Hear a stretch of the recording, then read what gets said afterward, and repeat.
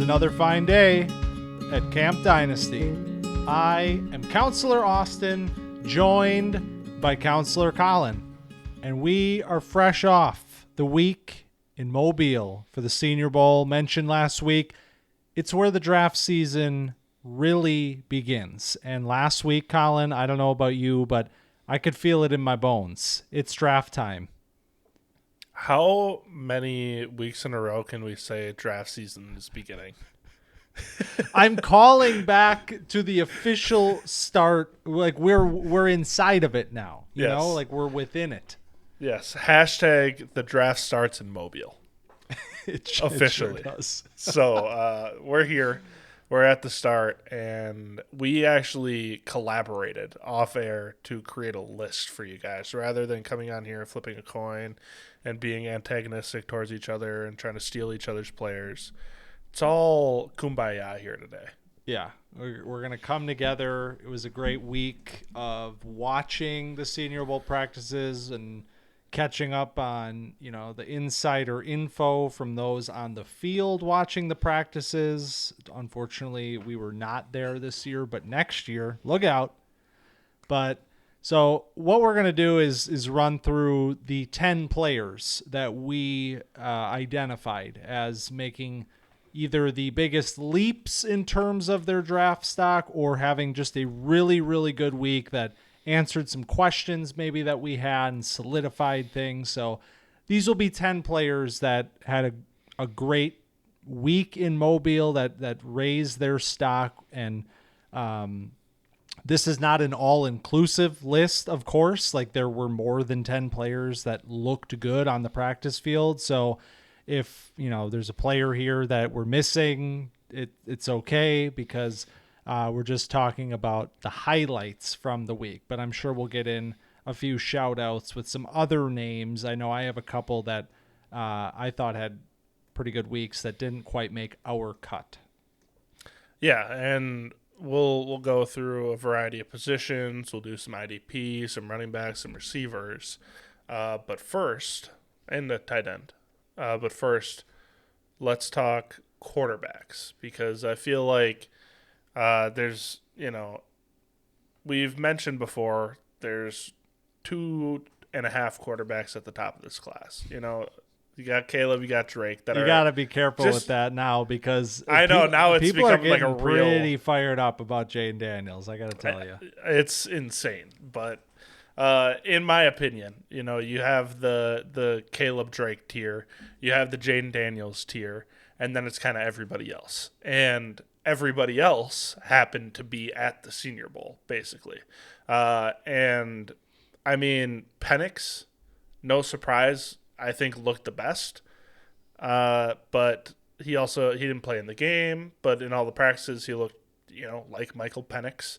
And everybody else looked like themselves. Like, there wasn't really anybody that was surprising outside of maybe Spencer Rattler. What do you think about that? Yeah, I mean, I think, you know, this position group as a whole was set up for, you know, an interesting week just because, like you said, I mean, we weren't really sure what to expect. And for me personally, I think a player like Michael Penix is one that I expected to look like leaps and bounds over the competition this week. And I mean, quite honestly, I don't think that's what we really saw. I think Penix's arm stood out, like his arm strength in particular stood out from this group. And that was corroborated by those on the field that sort of said, like, yeah, he throws a different ball than the rest of these guys here. But I think in terms of, you know, really looking like he was on a different level, I don't know if he got there. I think there was some shakiness in terms of ball placement through the week. And obviously that's going to happen in an unfamiliar setting with new players and things like that. But I just would have liked to see Penix kind of grab hold of this situation a little bit more firmly than he did. And on the other side of it is a guy like Rattler, who I think, you know, I've been pretty low on, you know, for 2 years. This is a name that we've been talking about here. And I think he showed some of the best parts of himself during the week in Mobile. And I think that was enough to get people talking again, because this is not it's not a hidden name. This was a name that was front and center in college football just a couple of years ago, a few years ago.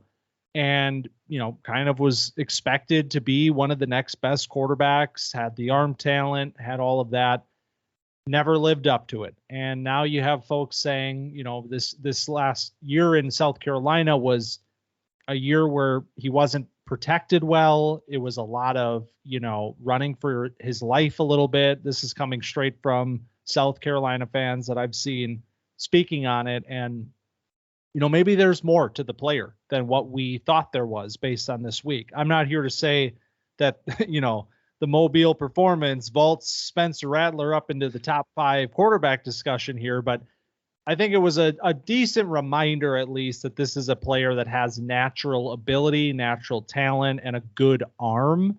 And, maybe the NFL will see what they can do with him. Yeah, that's really the, big and the small of it is Rattler is what he is. It's what he's shown us his whole college career. And he won Senior Bowl MVP. Awesome. That's great. Doesn't really mean a whole lot outside of he played well.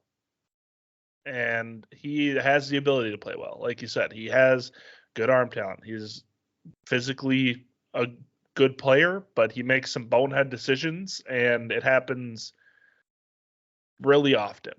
So, I mean, it would take a lot to turn him into an NFL ready player, much less a real player. So I just wanted to point out, had a good week, maybe raise stock a little bit. All the GMs are there watching him. They're like, oh, hey, this guy's got some arm talent. We could fix him.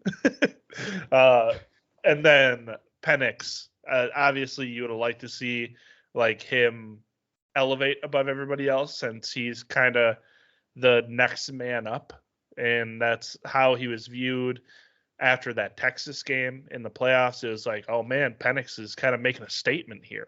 And then that kind of falls off that narrative after the Michigan game. And then we're back to where we were in mid-season. It's like, oh yeah, Penix, older prospect with some injury concern, kind of shells up when he gets too much pressure, live arm, can throw it all over the yard, whatever. So both, and then the rest of the quarterbacks were the rest of the quarterbacks. So yeah.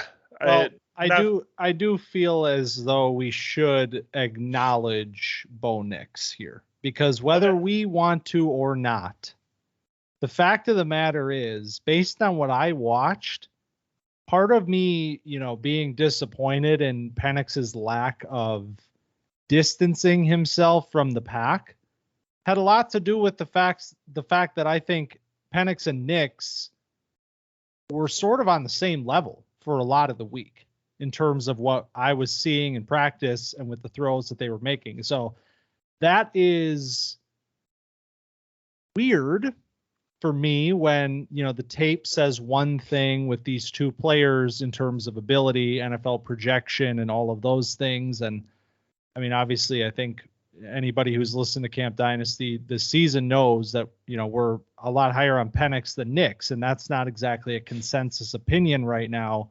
amongst, the draft Nicks of the world. But so it was a little bit interesting to see that those two players were a little bit closer in this sort of a neutral environment than I would have expected. So,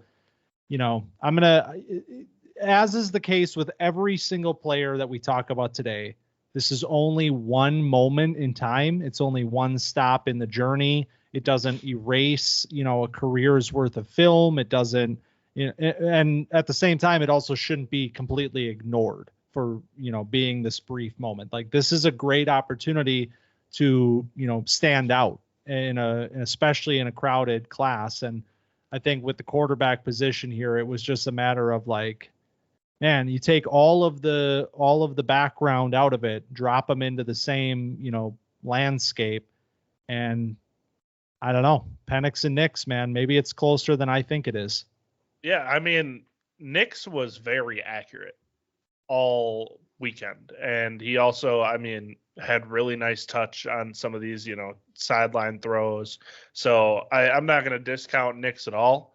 I mean, I have my feelings about Nix, and they're well known, but he looked good in this setting. So I can't, push that off as nothing, because like you said, there's a lot of things I didn't like about the Oregon offense. I heavily attribute it to Bo Nix's ability, but maybe that's not the case. Maybe it's the offense is what it was, and Bo Nix kind of played within that offense, and he has more ability than that, but we'll see. We'll see, man. We'll see. All right, let's get into it. We're going 10-1 players ordered in the magnitude of which we think they affected their stock. And we're going to start with the running back position, which was one that if you listen to our preview episode, there was a bit of a tone every time we had to talk about running backs, because we know that this class has a little bit of a weaker pool of talent to pick from. And then you pull from the Senior Bowl rosters, and these are not the top backs in the class, at least in our opinions. So the number 10 player on our list here, though, is MarShawn Lloyd. And this was a player that, we singled out last week, and I said I thought was clearly the best running back in terms of, the Senior Bowl rosters. Like, I thought he would stand out as a player that just had more talent than a lot of the guys around him. And I won't say that he looked like that. I won't say that he looked like he was clearly the best running back there. I think there were other players, one we're going to talk about later, but even guys we won't hit on that we might talk about, at the end of the episode. But I think he looked his part. I think he looked like the player that you see on film. He wasn't, taking over in the practices. He wasn't, being a player that kind of like a Tyjae Spears from last year, where you come away saying, oh my God, like he just locked it up. But I think he had a good week, and he showed off his balance of power, as much as you can show your power in this environment, at least, and his agility, which I think was the real standout. There's a few clips of Lloyd kind of doing things that you see from him on tape this year at USC, where he's a bigger player, shorter but stockier build, but very quick, very agile player, and that showed up this week. So I think he did what he needed to do to sort of cement himself in the mid-tier of this running back group. Yeah, I agree. I think that he wasn't spectacular in any sense of the word, but like he showed off his best attributes at the Senior Bowl, and he like his jump cuts and, like you said, his agility. And I mean, you can't really be physical, but he's willing to put his shoulder down. He had a couple good pass catching reps. I mean, the pass catching reps, is this the hardest thing that a linebacker will ever have to do? Is like play 5 yards off the line of scrimmage over the center, and then like I remember the clips last year of Tyjae Spears like destroying linebackers. It's like, what do you want him to do? Yeah. But I mean, he had a couple good reps in that drill, and so I think, I don't know if he raised his stock, but he didn't like. He looked like MarShawn Lloyd, and that's, I think, all he really needed to do. Yeah, I agree. I recently heard somebody say like the Senior Bowl is designed for running backs and linebackers to like look bad. Like it's impossible to really look good at those positions in this environment. And then when you get the pass catching drills, then it's just like, now here's the time for the running backs, because they're matched up against the linebackers. So there were quite a few backs that I thought were impressive in the pass catching drills, but yeah, it's certainly set up for their success. I do have a bone to pick with MarShawn though, before we move on, because let's hear it. Speaking of pass catching rep in the scrimmage, one of the scrimmage portions, Lloyd catches a screen pass in the flat, fumbles on contact. And so that's something that I have, I like Lloyd as a runner quite a bit. I like his skill as a runner, but there is this ball security question mark with him that docks him a little bit in terms of NFL evaluation, because it has been a consistent problem for him in each of his 3 years in college football. And then you see him fumbling on the practice field as well. So that's definitely a part of this player's game right now, something he's going to have to work on if he wants, those consistent opportunities at the NFL level. Yeah, absolutely. You got to keep the ball, or an NFL coach is not going to put you on the field. I mean, we've seen countless running backs with more talent than Lloyd get benched for fumbling. So if you're going to be, third, fourth round pick and have a little bit of fumbleitis, it's just going to be hard to see the field. Yeah, 100%. So catch the ball if you're a receiver, hold on to the ball if you're a running back. That's what it's all about. Amen. Well, what do you say about Puka and Tyreek having the most drops in the NFL, though? I mean, I think we need to evaluate, what we think of those players. Clearly, they're very overrated. They definitely didn't win any fantasy championships this year for anybody, but whatever. When you're that good, who cares anymore? It's a target to drops ratio. It's all. It doesn't matter. I don't do math, so. All right. Speaking of linebackers, said they're set up to fail in this environment, and that makes it even more impressive that there was a linebacker that I, thought had a really good week, and that's Trevin Wallace from Kentucky. If this name sounds familiar, it's because all the way back in the summertime when we went over Bruce Feldman's freak list and picked out some players that we thought could raise their stock during the year, Trevin Wallace was a player that you, Collin, talked about on the Freaks List episode. Quiet year at Kentucky, didn't get any, buzz from us during the season. Actually, kind of in a lot of ways, seemed like he regressed a little bit from his 2022 season. But the one thing that we know about this player is that he is an ultra athlete. And that is, we can go back to the Freaks List. I'm looking at, player here who came in at the Senior Bowl at 244, I believe, and is GPS timed at 22 miles per hour and can vertically jump 38.5 inches. So I don't know what the tape says. I haven't watched the player yet, but I thought he had a really nice week here, and specifically in coverage, which was an area that I was interested to see how he looked in. Thought he had a good week there, and so maybe some momentum for the ultra athletic Trevin Wallace. Wallace was a maniac in coverage. I kind of teed up the Trevin Wallace conversation by saying it's brutal out there for linebackers, and he was covering I don't remember which running back it was, but he was doing that one-on-one coverage drill, and the running back sticks his foot in the ground and goes vertical on a wheel route, and Trevin's step for step, looks like a DV, flips the hips, running separate, gets in his pocket, pushes him to the sideline. I was like, whoa, all right, is this okay? This is a 250-pound man almost. This is ridiculous. And then he also, in one of the scrimmage portions, had a nice he's playing that mid zone and kind of, the match coverage, and he brushes Peyton Wilson off to a linebacker and then comes over reading the quarterback's eyes and almost picks it off, but gets a pass deflection. So he was kind of all over the place with his coverage, and I'm excited to look at what he did this year, because like you said, it was a little difficult to tell because the numbers weren't, super inspiring, but maybe it's a little deeper than that with this player. Yeah, it's weird because, in 2022, he had an 82.3 coverage grade according to PFF, and this year dropped all the way down to 58.6. So not on PFF. Okay. It's just for reference. I'm not saying this is the ultimate truth. I'm just saying clearly he got worse in coverage, unless they're just watching with the blindfold on. So, well,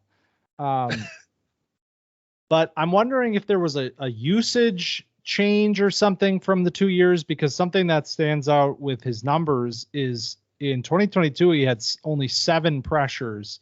2023, it was all the way up to 20 pressures and 5 sacks. So it seemed like he was maybe rushing the passer a little bit more this year.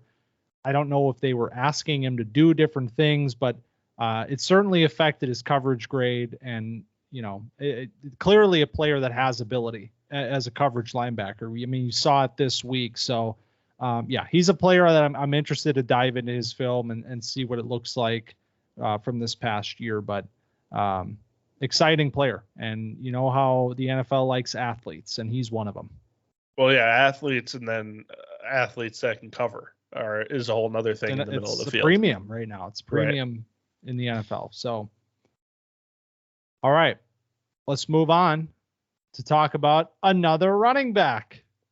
Hey, and one that we shouted out last week, and I kind of threw a little shade his way, honestly, but that's Emani Bailey, the running back from TCU. This was a player that I think the tape this year was good, especially considering the circumstances. Mentioned that last week. This was not a good TCU team this year, and this was one of the standout players from this offense. And you mentioned very shifty, very dynamic, fast, quick runner.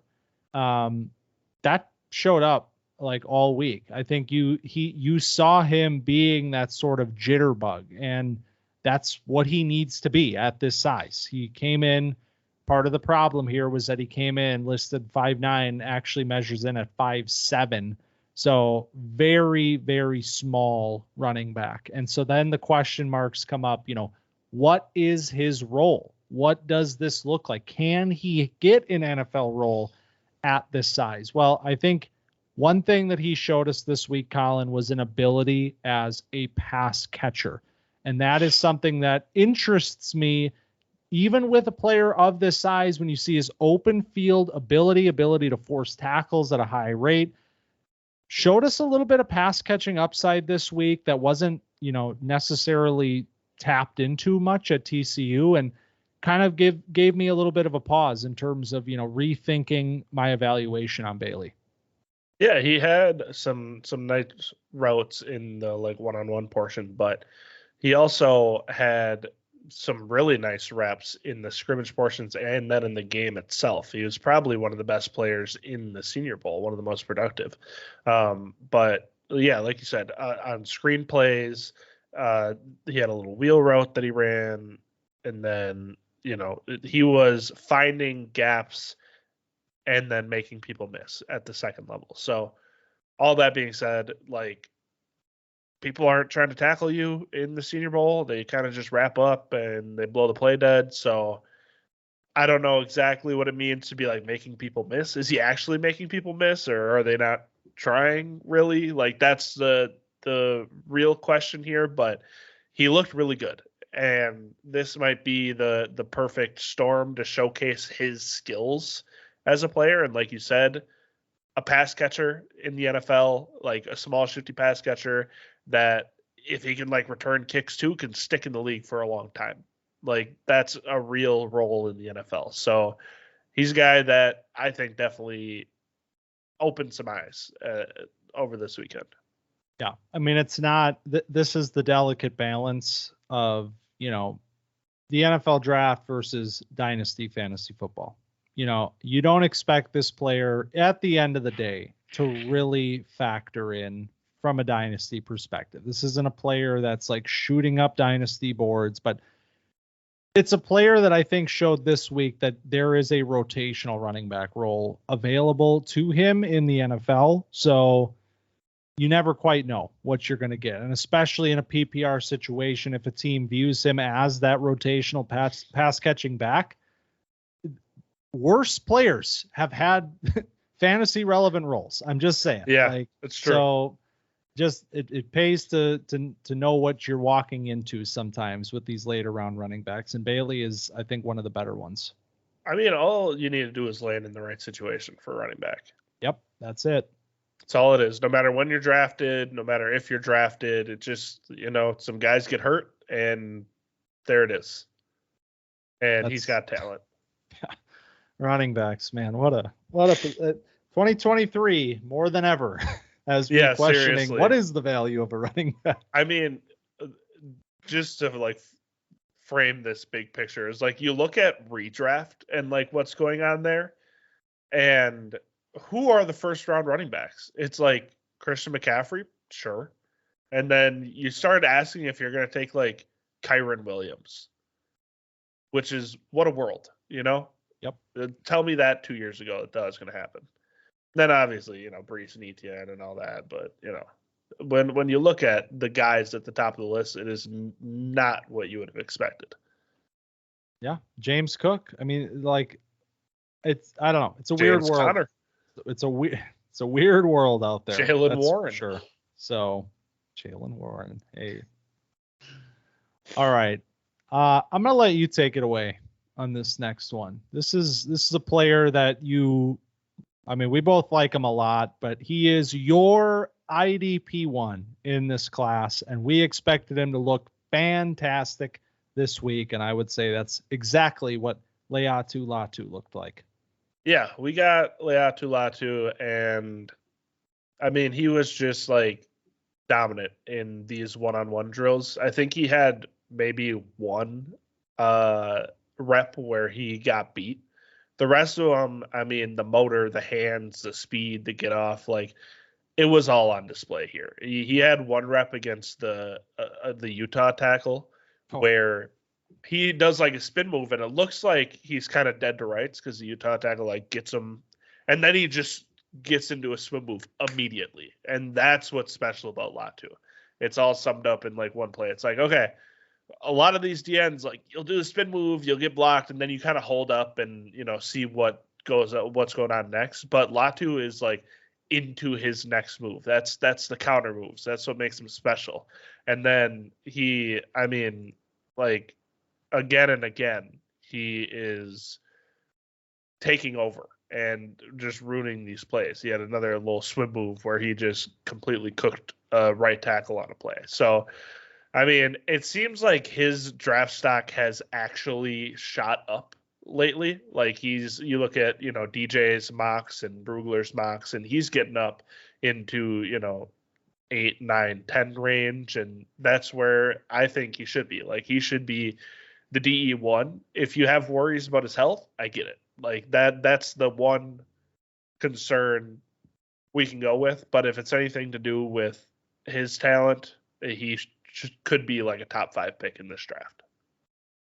Yeah, I mean, I think edge rush in the NFL so often is let's take the most athletic, large man and turn him into a refined pass rusher. And I think you end up seeing that with, just very recent memory, a guy like Trevon Walker ends up first overall, and he doesn't have a pass rush skill set, but he has this unteachable athleticism where a team says, if we can turn this person into a pass rusher, they could be the best pass rusher in the NFL.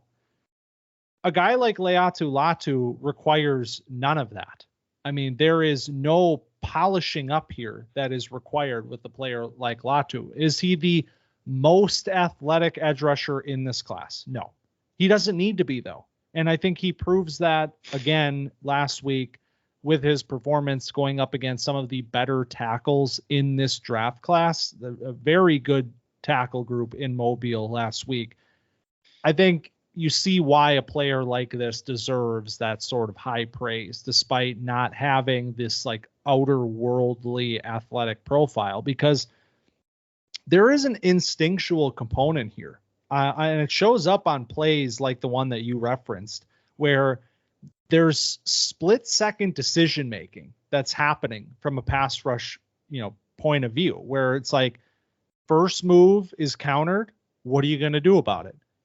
you got to figure that out in a tenth of a second. And Latu has that fluidity and that, quick decision-making ability to pull those counter moves off time and time again. It showed up, throughout his film from this last year, and it showed up last week as well. So I think I completely agree with you. I think from a technical perspective, from a, who's going to walk in and be a, high-end edge rusher as a rookie in the NFL, I think Latu has to be at the top of your list. And I saw something recently I thought would make you happy. The Ringer, Danny Kelly, put out his draft guide as Latu at number 6 overall in this class. So there is certainly buzz around this name right now, and in some cases at that level that you've been preaching since we talked about him.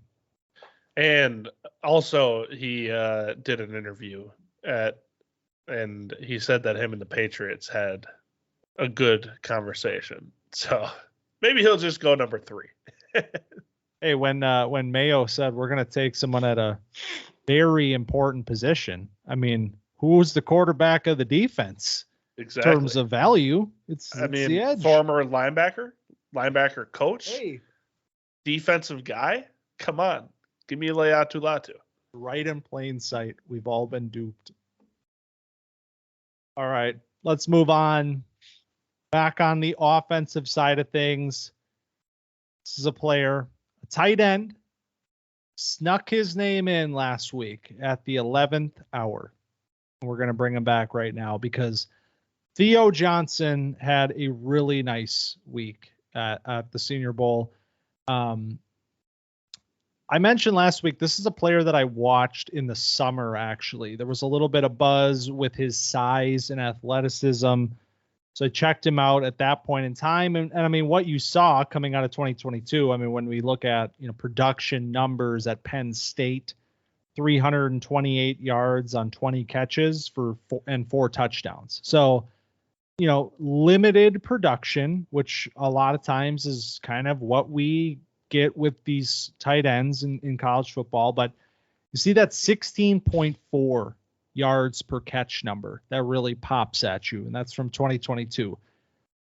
A lot lower this year. Yardage total was about the same, 341 yards on 34 catches for 10 yards per reception. But I think that is all to say that this is an untapped, large and athletic player.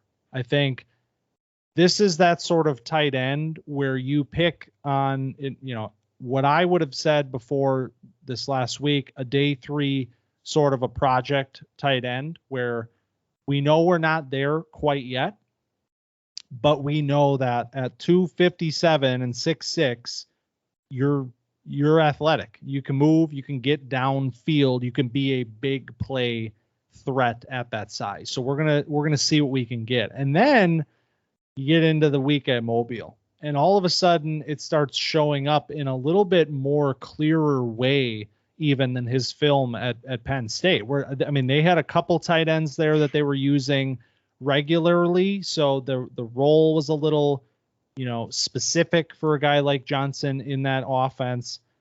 I was really surprised by what I saw from him in terms of route running in the practices. I mean, in the one-on-ones, like a lot of the tight ends, they look fine, whatever. Johnson, 257 pounds, and he moves and he gets downfield. He can separate, in these one-on-one drills. So I think he's definitely a player that helped himself quite a bit, and maybe even a name here to watch, starting to sneak into that late day 2 sort of a territory in the NFL draft as one of the, top 5 tight ends maybe off the board. Yeah, I mean, it's hard to be like this size and be as smooth as Theo Johnson is, because he looked, very fluid. And there was, a couple plays where he had some body catches, and I was like, all right, I'd like to see him, get those mitts out there. And then he has, a nice over route where he goes up and goes over his shoulder and pulls it in after, beating the guy over the top. And then I was like, ooh, okay, what do we got here? You start to think a little bit, because if you're going to be this big and, this tall, you got to be able to get like over your head and, use your hands. You can't be a body catcher. So then you can be a red zone threat, and you can, get up the seam and be vertical. And I mean, this guy looks like he has all that. So he was really impressive at the Senior Bowl. And this is a kind of situation where, these players that don't get a ton of usage, don't get a ton of looks at their college, can show off a skill set that they might not have been able to show off. So he had not a ton of usage, not a ton of volume, and he comes out in the Senior Bowl and looks really nice, and is beating guys on the break and using his body to shield defenders, and then on top of that can make a difficult catch over the shoulder. And so I don't know, I liked what I saw. One number that stands out from this last year: 7 touchdowns for Theo Johnson on only 34 catches. So red zone, he uses his size, contested catches. We got, career with 9 opportunities in his entire college career, but he brought in 6 of them. So he's got that level of using the size, using what he's good at in the red zone areas, and add a little bit of athleticism on top of that. Maybe an expanded role might be a fun name to watch over the next few years. They also would throw him screens every once in a while at Penn State. Yeah, he's a big fella to get the ball in his hands. Yeah, they had some interesting plays for him there. So there's something to this player. There's something there. Yeah. Speaking of screens, hello, it's Malachi Corley, baby. Because it was no surprise that this was a name that we were very interested to watch.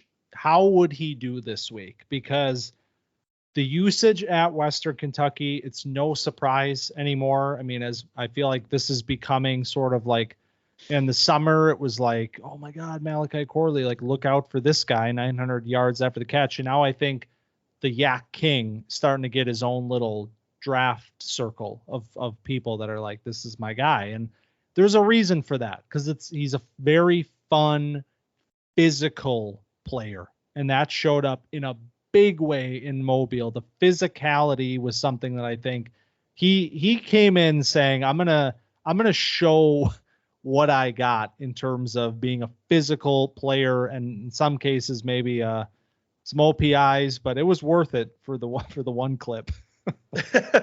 Yeah, the clip that you're talking about just brings me joy. It's like the guy is the DB is like 8-9 yards off, and Corley just like runs at him and just like throws him to like the goal line with one arm, and then does a little crosser. It's like, yeah, that's OPI, but it's awesome. Like, what do you want from me?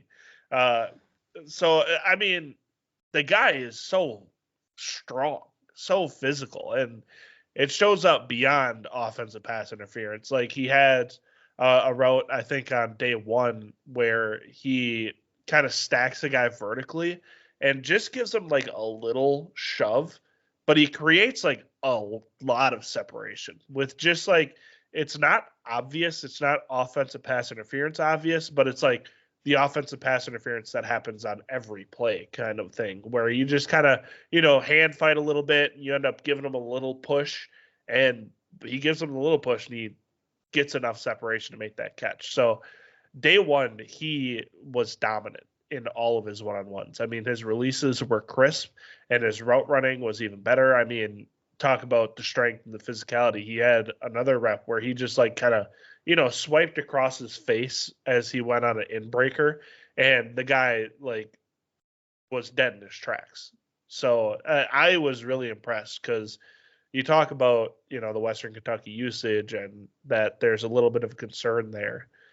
And then you see him running like real routes and getting off a press and, running releases and having crisp, breaks at the top of his routes. And it's like, okay, is this just a real wide receiver that's fantastic after the catch? Like, should we be actually ranking them even higher than we have them. Am I in Malachi Corley hive? Is that where we are now? You're buzzing, man. You're well within the hive, and consider me there with you, because that was the number one thing. That was the number one thing to watch for at the Senior Bowl with Corley, was how does he look in the one-on-ones? Are his releases good? Is he getting separation on these routes? And I mean, I'm not going to say he was, one of the more dominant route runners there. We're going to get to some of those players in a little bit, but I think for a player that came in with these sorts of questions based off of usage and the number of screens that he was running at Western Kentucky, and then people say, well, the yak's cool, but what else can you give me here?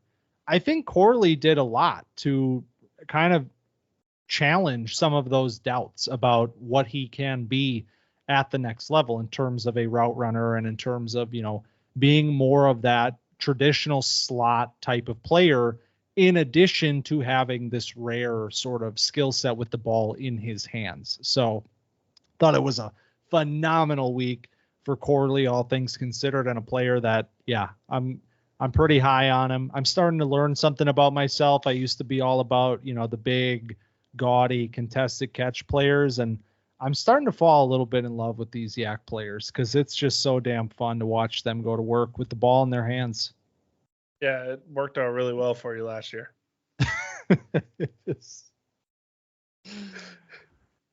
Oh. I'm talking about Quentin Johnson, for those who don't know. Who you did, I mean, by the end of the process. By the end of it, you were lower on him than you were. We were skeptical. I maintain, not all Quentin's fault. I still have hope. I agree. I mean, I think they were kind of using him. They were like, "Hey, can you be Mike Williams for us?" And he's like, "No, I can't." Yeah, and we all got to see that. Right. So, I just wanted to put out there, Malachi Corley this season had a 5.5 ADOT at Western Kentucky, which is very small number. You want to know what's even more impressive about that, though? I watched. He had 2 games with -1. That's what's impressive. Okay, that is impressive, actually. But he did an interview on the field at the Senior Bowl, and he knew that number off the top of his head. He knew that he had a 5.5 ADOT, and the way that he brought it up was like, I'm going to show teams that I'm more than my 5.5 ADOT. Like, I can do more than that. So, and a big word that he liked to go to, physicality. He prides himself on his strength and his physicality, and I think that went into some of what we saw this week, was him wanting to prove, I'm that guy. I'm going to bully people on the field, with or without the ball in my hands. And just want to put out there also, in 2 games where he got 7 or higher ADOT, he had 207 yards and 171 yards in those 2 games. And there's a little bit of chicken and egg with that, but at the same time, I mean, come on. We'll use it to push the narrative. Why not? That's right. All right, let's move on to another IDP, and one that we have not talked about at all. It's Darius Robinson, the edge rusher from Missouri. This was, if you watched through the week, no surprise that this is one of the top risers, because he had a very dominant showing in Mobile. And as a player, like, we were talking about a player like Chris Braswell, who's kind of on this fringe, like first, second round sort of a grade, like his film, expect him to look very physically dominant and imposing in this environment. And it ends up being a guy like Robinson, who I think has been a little bit lower down the rankings in terms of edge players in this class. But man, he was phenomenal. And the thing that really jumps out to me is the size, because he came in measuring at 6'5" and 286 pounds. He played inside and outside on the D line at Mizzou. Man, 286 pounds, and what he looks like flying off the edge, it was kind of shocking to see it. So, yeah, this is a dude, man. This is a real dude. Yeah, I don't remember. Somebody gave an interview recently, and they're like, I hate it when people say give 110%. Like, I can only give 100%. I don't know. Darius Robinson, hell, this is like, he was going as hard as he possibly could every single time he was out on the field. Like, he had a rep, and he, like, took the old lineman in an entire circle. The play gets blown dead, and he's still, like, pushing to get into the pocket. And it's like, all right, Jesus, man, relax. But I mean, this type of motor is what you're asking for. This is exactly the type of guy that is going to be disruptive. I mean, he's pushing guys back constantly. The power that he has is unbelievable. Like 6'5", 280 something, and he is shredded. Like this guy, I don't know if he has like any fat on him. Like, and he uses all of that strength when he's playing both inside and out. Like going up against guards and just pushing them back into the pocket, but also having a little bit of quickness and nice handwork where he can, make the guards or the tackles lean forward because they're like, oh God, this giant human is coming to like murder my quarterback. And then he just, give me a little swim and get over the top of them while they're pushing all their weight forward to kind of catch this, incredible like specimen athlete. So here we are, man. I didn't know this name before the Senior Bowl, and he put his name on the map. Yeah, I'm excited to go in and watch his film. It was a real breakout year for him. This was year 5, and he jumped up 19 pressures in 2022, all the way up 42 pressures this year, to go along with 9 sacks for Robinson this year. So it was a real breakout year, a really good year. That Mizzou team we've talked about a little bit. That was a good team this year. And yeah, he looked great. I mean, going up against first round caliber tackles, like he's a rep against Tyler Guyton where he goes to the, I believe it was a push pull, and just, I mean, he had several moves working for him throughout the week. So to see that, level of pass rush and sort of getting into a deep bag in terms of his moves and having versatility, I mean, man, he's gonna be a high pick, I think, like maybe even first round pick at this point. But I also like that, there's the coach that's like standing back there in the drills that's emulating where the quarterback would stand. And he's like going like full wrap up on the coach when like most of the DNs will like, two-hand touch him. And he's like going a full wrap. It's like, hell yeah, man. This guy is a maniac. Respect. Yep. All right. We have 3 names left. Guess what position they all are. If you've been paying attention all year, you can answer that question pretty easy. The wide receivers don't stop coming. And number 3 here is a name that we've been talking about more recently, Ladd McConkey, who was the first overall selection in our Senior Bowl watch list draft last week, because as you called him, he is the Senior Bowl player. He is the sort of player that is set up for major success in this environment because of his ability as a route runner. These one-on-ones, I mean, it was so clear from day one at practice that McConkey was just playing a different game than a lot of the other players here. I mean, just dominate. And it looked like he was kind of enjoying it. Like, I think he was like, he knew what he could do here and he knew the stakes. Like, he was trying some kind of wicked release moves and just really playing the game in those one-on-ones. And I mean, search him up, man. You can find plenty of clips of Ladd pulling away from corners in those drills. It's no surprise that he did that, but I think, he did what he was supposed to do is the point. Like, you could watch his film, this is going to be a good week for Ladd, and it sure was. When guys are in trail technique against Ladd. It's just like impossible. What he was doing to these players, like these DBs that like get behind him because he beats them on the release. And then he's just like, boom, see you later. I'm gone. And it was like day one, first reps of the practice already. You got Ladd McConkey clips in the timeline. It was an impressive one. It was like a little out route, and he had a diving catch. It's here, that's what we're doing. And he had like catches in the actual Senior Bowl game where he, Kalen King was guarding him, and he just made him look like, I mean, not a good player. Let's just say that. And Kalen King, good player. So time after time, this is the type of player that is set to succeed in the Senior Bowl. And I think Ladd McConkey is a very good player. I mean, he's a great separator, and he's really good after the catch. And those two things, I mean, you put them together, and you get like some really good players in the NFL. And he says he models his game after Cooper Kupp and like all that stuff. I also think like, hey, we might have missed Puka last year, right?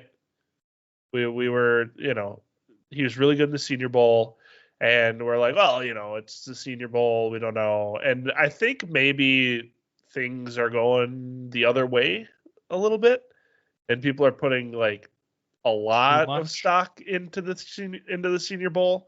I'm seeing like Ladd top 4 in the wide receiver conversations from certain aggregate accounts. And it's like, hey, I don't know if we're there yet, but, I think that this is a little bit of a, making up for potentially missing on players who dominated the Senior Bowl last year. We got to remember that Ladd was supposed to look this good in the Senior Bowl, and then he did, and so that's what we needed to see. And I think he did raise his draft stock. Like, actually, I think he's going to be, a day 2 player because of this. And so, I don't know. We'll see. I mean, I told you last week. I mean, my film grade on McConkey right now is mid to high second. So. He did nothing this week to suggest that he's any worse than that. So, I mean, I fully expect a lot of these players, and this is one of those weird cases where we're coming off of this wide receiver group that's sort of like deep, but not super like top end talented into a class like this, where you're going to have so many round 2 wide receivers, I feel like, this year, to go along with like maybe 5, 6 in the first. I mean, well, and there's a conversation to be had at some point down the line, like where does the line stop here? Because not every single one of these wide receivers with a round 2 grade can go in round 2, but I think McConkey is one of those players. I think he's near the top of that group, and I think what you saw last week is a great indication of why, despite, being a little undersized and not having elite college production. I think you see what he does so effectively. And it's, the number one thing a wide receiver needs to do: get open, get wide open. And Ladd McConkey does that very easily. So, could say the same thing about our next player, Collin, but this one I did not really see coming. We were prepared for Ladd. I was not prepared for how good Ricky Pearsall looked, because we gave Ricky a badge this year. You remember that? I do. It wasn't a real badge. It was an honor. It was the first and only honorary badge in Camp Dynasty's history for his unbelievable catch this year, in which he went up with full extension, one hand, like reverse hand, like it wasn't even like a Odell thing. It was like he backhanded it, got smashed by 2 players, and still hung on to the ball. I mean, one of the best catches you'll ever see anywhere. And that's kind of just what he was for the remainder of the year to us. I mean, that's what I thought about him. I was like, Ricky, the big catch guy. Well, as it turns out, I have to tweet the Shaq meme because, Ricky, I was not familiar with your game. He looked dominant this week. I mean, there are reps of him and in a similar fashion to Lad McConkey, but Ricky's got a little bit more size, just a little bit more than Lad. He ran some absolutely killer routes, and I tried to find some tape on him. It's hard to find right now. There's no all 22 on him. The YouTube stock is very limited, so I don't know a ton about the player yet, but based on this performance this week and what I saw, I think this is another really, really talented wide receiver. Man, Kalen King. Sorry, we're here again. He ran a post corner against him in the one-on-ones, and it was just, I mean, good gravy. So maybe Kalen King is not as good this week. The 3 times I've talked about him on here was once when Marvin Harrison fried him in the Ohio State Penn State game, and then this is my second time today. So, or my third time. Second being Lad cooking them in the actual Senior Bowl. So sorry, Kalen, that this is where we are. But, I mean, Pearsall, like you said, he was just like the guy that had the catch. And that's about it. And then, he comes out here and it's like, oh, my gosh. He's got some really nice releases. And he got underthrown on a play where he – I think it might have been King again that was covering him. But he beat him just right off the release. The guy whiffed his press, and then he's got 5 yards on him. The quarterback underthrows him. He jumps back into the DV, survives contact, makes a nice touchdown catch. I mean, you're talking about a guy that, can run some good routes, has some good size, can survive contact, and has nice hands. It's like, all right, we're building a good wide receiver here. What else do you need? So might just have a collection of guys that is one of the deeper wide receiver class in recent memory.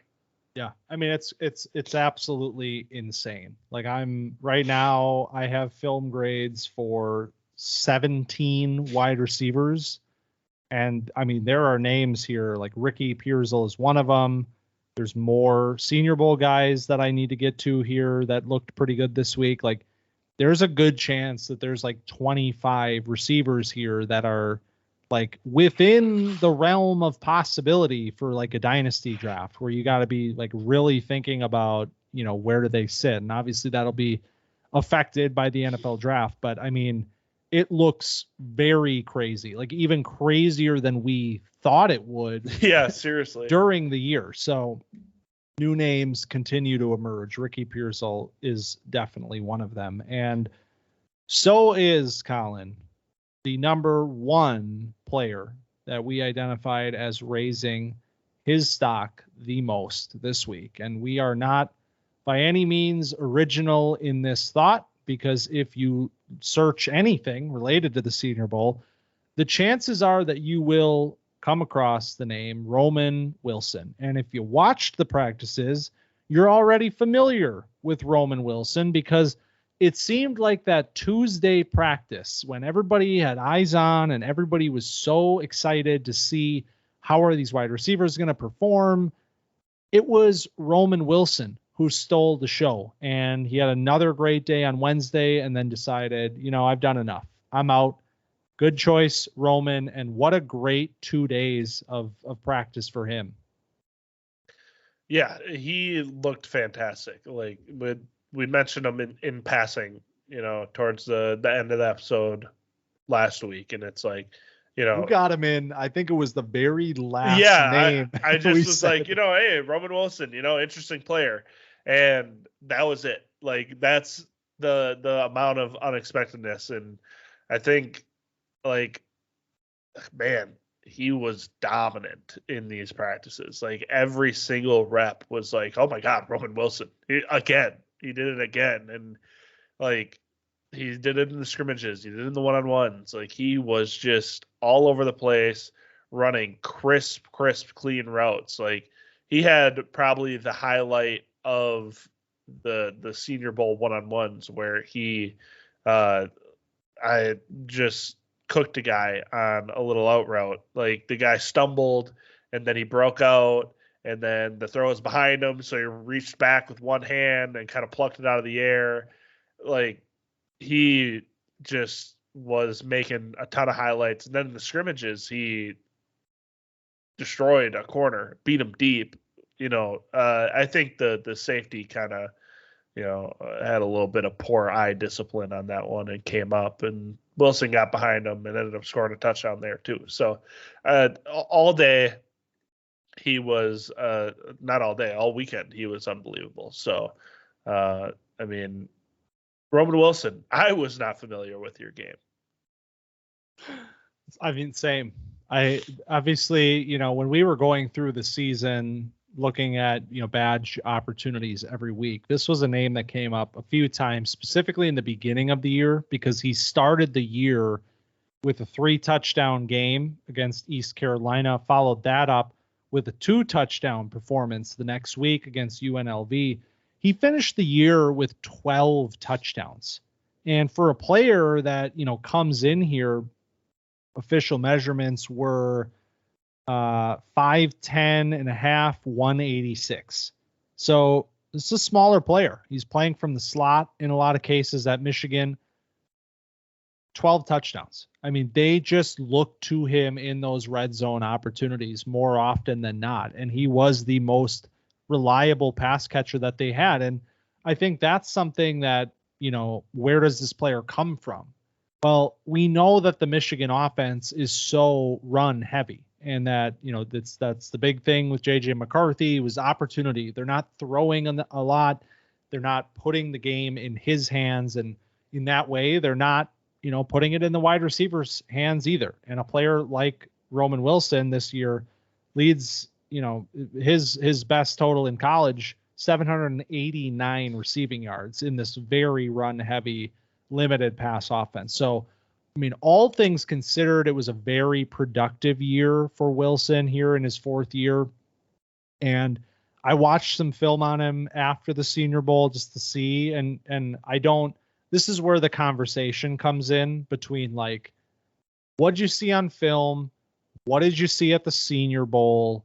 How do we meet in the middle somewhere? Or how do we contextualize all of that? Because I feel like when a player like this has this much momentum coming out of the Senior Bowl, it's sort of like, oh my God, where's he going to go? Like, is he going to be a high 2nd round pick now? And maybe he will, I don't know, but my film grade on him was closer to like a 3rd round sort of a pick. Again, it's a good player. It's a player that's slotting in alongside, players in this class that I like a lot, like Malachi Corley and things like that, like late 2nd, early round 3 sorts of players. So you don't want to overreact, but you also want to put stock in this performance, especially with a player that's coming from this offense where he's not getting necessarily an opportunity to show what he is fully capable of. And I think we saw a little bit more even from him just in the couple days that he was practicing. Also, JJ McCarthy tried to get him killed like multiple times this season, and he is a beast over the middle, holding on to those hospital balls. Like, he can create separation. He's fluid and he's tough, man. Like, he's got film of him like pancaking guys and throwing them down and then like diving on top of them. Like, that's an old lineman move. I love that. Like, you got to get nasty sometimes when you're run blocking, and Roman Wilson will do that. So he'll be on a field. The question is, how much volume is he going to get? It's not like, is he going to be good at football? Yep, exactly. And that is a great segue into what is to come for us here, because somehow the Senior Bowl has come and gone. This is all we're talking it's already about. February. It's Super Bowl's coming. The Super Bowl is coming up this weekend. Who you got, by the way? Oh man. I want Kansas City to win. Okay. As a Packer fan, there's no bone in my body that can root for the 49ers. I get it. I'm trying to take myself out of it and put my objective goggles on, but I think I want Kyle Shanahan to get a ring. I think I want him to get a ring. I think he deserves it. The NFL, the flat brim cap on the podium. I don't have to like him. I just the lore Brock of the winning Super Bowl MVP. The lore of the NFL is better if Kyle Shanahan becomes an actually dominant postseason coach. Like, you don't want like Mahomes threatening the throne. He's got plenty of time to do that. That's what they said about Rodgers. Here he has an actual opportunity to get number 3. Is it possible that I've reached the point where I'm sick of the Chiefs? Is that like I try not to be that way, but like I feel like I think you're there. Which is fine, I get it. But like Rashee Rice, man. Oh man, the Mahomes after that Bills game still rubs me the wrong way. Like, yeah, that's fair. Take it on the chin, Pat. Whatever. Go Niners. Oh God. So we got that coming up this weekend, Super Bowl, and then after that, man, it's a green light straight to the draft because we'll have the combine coming up here in just a few weeks. But next week, Collin, what are we doing here at Camp Dynasty? We're bringing back one of my favorite episodes from season 1, and that's because love will be in the air next week. With Valentine's Day approaching, we're going to be playing Matchmaker once again. And this is the point in time where we start to really think about this class in terms of what comes next. And that is NFL landing spots. So we're going to be matching up our top campers, our top prospects in this draft class with NFL spots and see if we can find some love connections and some perfect matches. Yeah, this stretch that's coming up is, I think, my favorite stretch of the year, where we get to, get into landing spots, and we'll take a little step away from the 2024 class at some point here too. And I mean, Superflex is coming up too. That's right. We're going to give the people what they want. We got a Superflex episode planned in the near future as well. So it's an exciting time over the next 2 months here building towards the NFL draft. This is what it's all about. And you said it at the top. What's the hashtag? The draft starts in Mobile. That means it's all systems go, baby. So welcome to draft season. If you enjoyed our recap of the Senior Bowl, or you have thoughts of your own, which everybody does right now, that's the beautiful part about draft season, is that we are all here together now. Everybody has takes, opinions, and wants to learn more about these players. So if you have thoughts on what you saw in Mobile, players that we omitted maybe, get in touch with us on X, formerly known as Twitter, at camp_dynasty, or TikTok at camp.dynasty. And also commenting on our YouTube channel is a great way to get in touch with us as well. That's how people say, you hear, let's do Superflex rankings one too many times until all of a sudden, here we go, we're doing Superflex rankings. So we check them, and if there's things you want to hear, want to see, here at Camp Dynasty, we're always willing to listen to that as well. So hit us up there. And if you enjoyed the episode this week, be sure to rate, review, like, subscribe, follow, share, and all of those things to the pod feed. We very much appreciate that. Hey, 6 subscribers away from 100 on YouTube. It's pretty nice. Cheers to that. If there's 60 out there that, feel like clicking a button, wouldn't hate that. It's one click, man. How hard is it? All right. Welcome to draft season, baby. And thanks for stopping by Camp Dynasty this week. We'll see you next week.